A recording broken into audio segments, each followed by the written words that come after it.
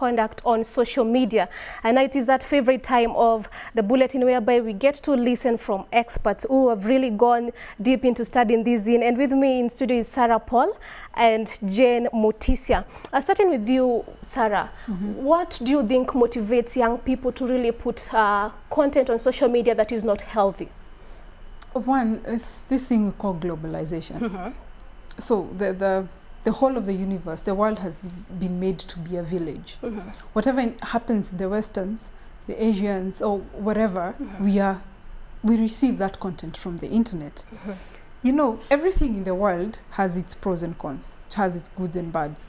So we take the good and also the bad. The good is the marketplace has been reduced, as in you can sell in US when you're still here in Kenya. But at the same time, we are taking content that our culture does not agree with. But we cannot limit what we are getting from the internet. We cannot limit our kids. The internet is available anywhere. Utawanyanganya simu. You will, as in you will try your best, but the internet is everywhere, anywhere. It's no longer like 10 years ago. It was cyber cafes only. Now even you can go to your friend's phone. So mbuyo alichukua phone yangu. Then what? I take my friend's phone and I get to see what I get to see.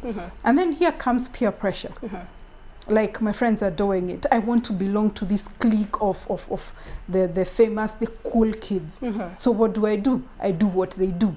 A clique that had 3 people has 10 people. In time it has 20 people. Why? People want to belong. And it's an urge that is in everyone's heart. It's not only the teenagers. Topping that, one thing I know, when something is rotten, it smells. And doesn't rot within hours or a day. It takes time for it to wither, right? So our culture is rotten. We've let down our roles as parents, as guardians, as mentors. We no longer do that. We are pursuing money. We are pursuing wealth. Where do we leave our kids when this happens? We leave them without wachungaji. They do not have shepherds. So what shepherds them is the internet. So whatever they consume, they give out. Go garbage in, garbage out. Okay. So, Jane, my question to you is now, we've talked about advancement in technology. And now all these things are here, things are done in other cultures that are not right in our culture. So what do you think as parents, probably, because I understand you're a mother, what do you think as parents, what can you do to make sure that regardless of this content being out there, our children are protected and they cannot access such things or they cannot do such filthy things in social media? I think basically it's about the values that we bring up our kids with. If I remember from my own childhood, there are things that I don't do because I grew up being told this is not right, this is not good, don't do this, either because I don't want to be seen doing them, or I grew up knowing that this was not right. Because again, as a mother, as a parent, you don't be able with your baby. Yeah, she will grow and live, and you'll not always be this person. So I think the most important thing is talking about it. We know social media is here with us. Let's talk about it. Yeah. Talk to your kid about it. Tell them see that you can see this and this is happening. Let them know that it's not just when it's out there in the social media. It's now out to the world. Okay. Yeah. And that once it's out, then they can't bring it back. They can't retrieve it. Yeah. Okay. So now for me right now, Sarah, let's now say these things are happening. Children, probably parents don't know.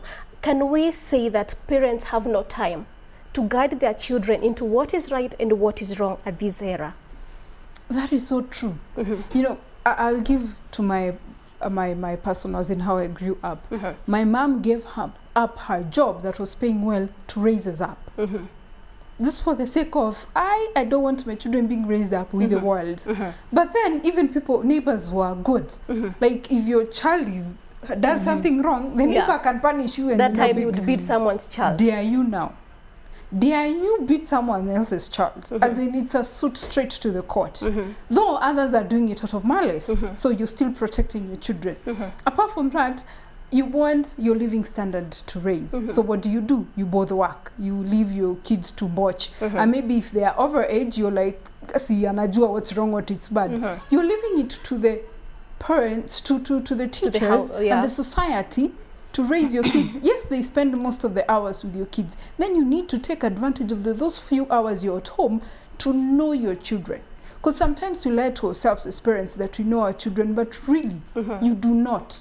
The people outside there know your kids more than you do. So you ought to sit down and try to understand your children so that you may inculcate these good values and morals when they're still young. I'll speak French and say, there's a famous saying that says, "Motoroga wowe monini." This means a tree can only be cultivated or shaped when it's still young. So when you inculcate these good values and culture into our children when they're still young, when they grow up, even the Bible say, even if they go astray, they shall come back. But if you don't do it when they're here, you teach an old dog new tricks. Yeah, and it's not very easy for them to learn. Yeah. Exactly. It's old dog new tricks now. It will come to an age you're trying to tell your kids at teenage level, this ifikia wazazi age, you're telling them something like, huh?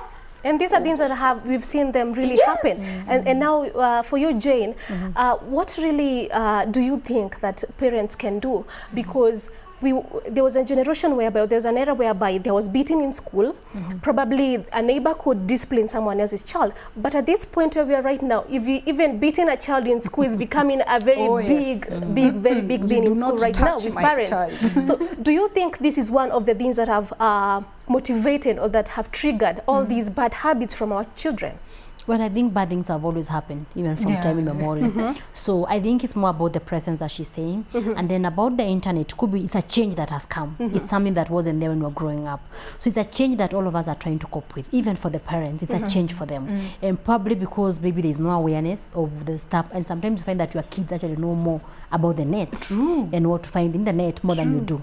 So it's something that, it's a challenge that I should throw to the parents. Get to have that interest.